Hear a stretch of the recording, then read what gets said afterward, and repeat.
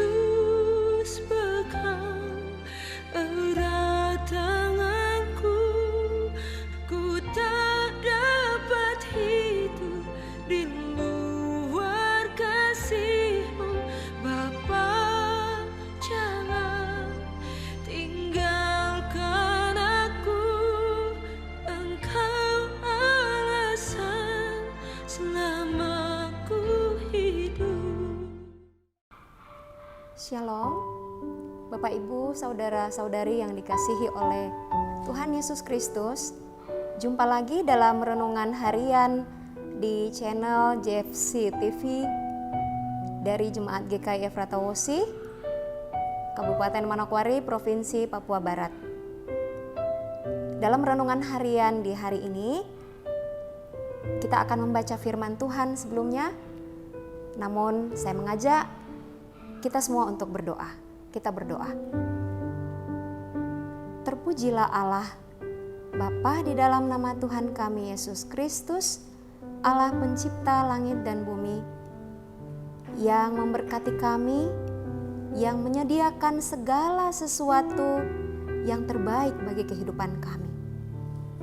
Terima kasih Bapa untuk kesempatan yang baik ini.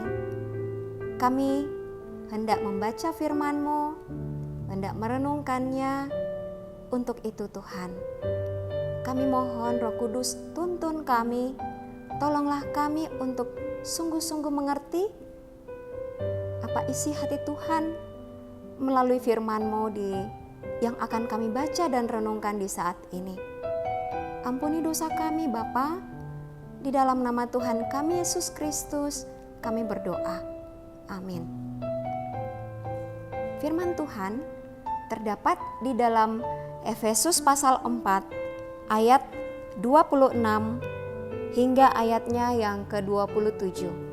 Efesus pasal 4 ayat 26 sampai ayat 27 yang berkata demikian. Apabila kamu menjadi marah, janganlah kamu berbuat dosa. Janganlah matahari terbenam sebelum padam amarahmu. Dan janganlah beri kesempatan kepada iblis. Bapak Ibu, saudara-saudari yang dikasihi oleh Tuhan kita Yesus Kristus, siapa yang belum pernah marah? Adakah di antara kita yang belum pernah marah? Seperti apa rasanya ketika sedang marah? Dan apakah kemarahan itu dapat menyelesaikan masalah? Bapak Ibu yang dikasihi oleh Tuhan kita Yesus Kristus. Amarah memang adalah sesuatu yang spontan, yang muncul ketika ada hal yang terjadi tidak sesuai dengan apa yang kita harapkan atau tidak sesuai dengan apa yang kita mau. Dan bisa juga kemarahan itu timbul karena sesuatu yang bertolak belakang dengan keinginan kita. Ini adalah salah satu yang sangat manusiawi karena bermacam-macam perasaan itu adalah menjadi bagian dari manusia. Bukankah alam menciptakan manusia dan melengkapinya dengan perasaan tersebut? Karena itu tidak salah kalau saya katakan bahwa ini hal yang manusiawi atau alami. Tidak bisa dikatakan juga bahwa marah itu suatu kesalahan. Karena di dalam pembacaan ini dikatakan, apabila kamu marah, janganlah kamu berbuat dosa. Janganlah matahari terbenam sebelum padam amarahmu. Marah boleh-boleh saja kalau memang jika memang harus marah. Bukankah Tuhan Yesus pernah marah ketika orang banyak menjadikan bait Allah seperti pasar?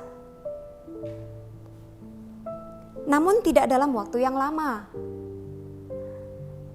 Membiarkan amarah mendiami hati itu berarti membiarkan iblis menguasai hati kita. Sebab itu, dikatakan demikian, janganlah kamu berbuat dosa karena amarahmu itu. Bukankah itu bertolak belakang dengan identitas kita sebagai murid Kristus? Bukankah hal itu bertolak belakang dengan identitas kita sebagai umat Allah yang dipimpin oleh Roh Kudus? Bapak, Ibu, saudara-saudari yang dikasihi oleh Tuhan Yesus Kristus,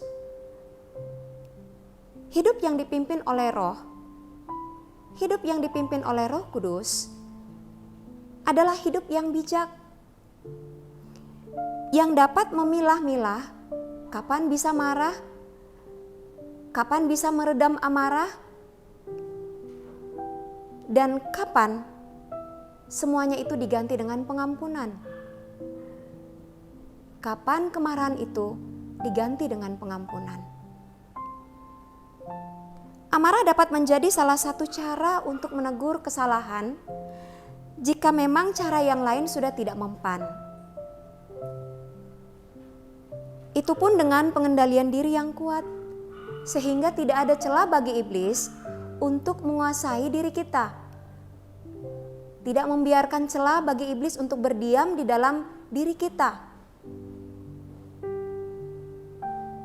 Bapak Ibu yang dikasihi oleh Tuhan Yesus Kristus, nasihat ini diberikan kepada kita supaya kita waspada untuk tidak mengikuti keinginan daging, melainkan keinginan roh.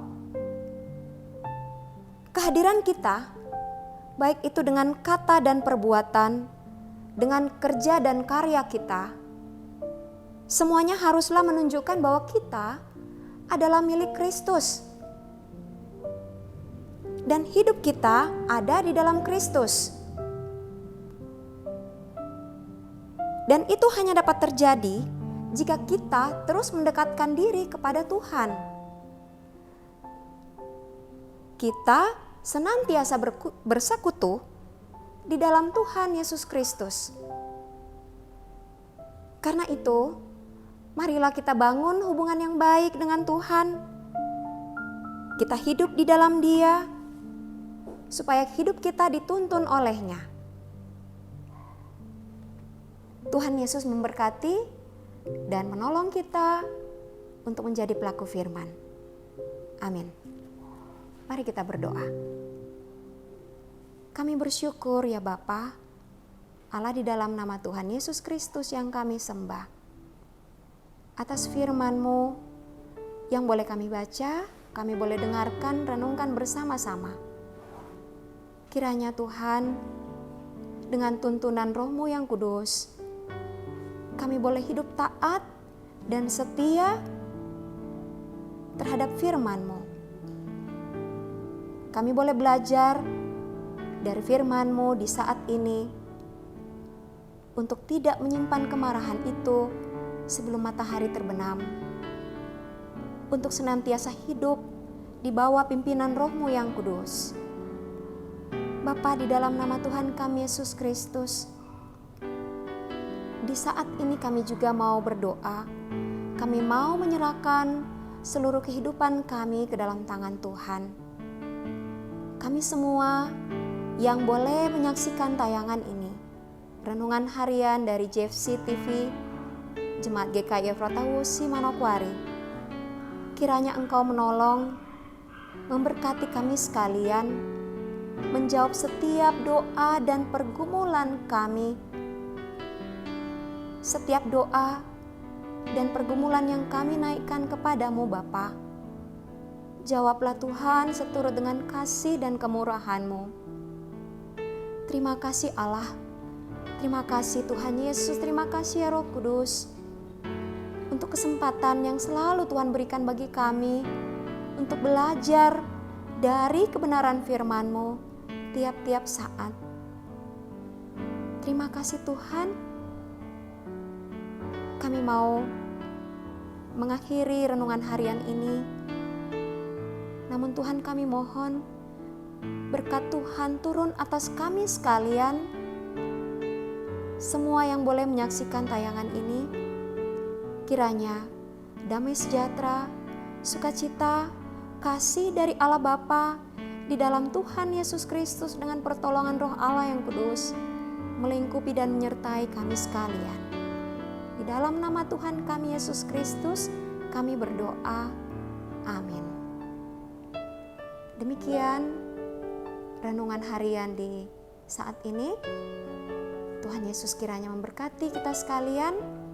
Shalom.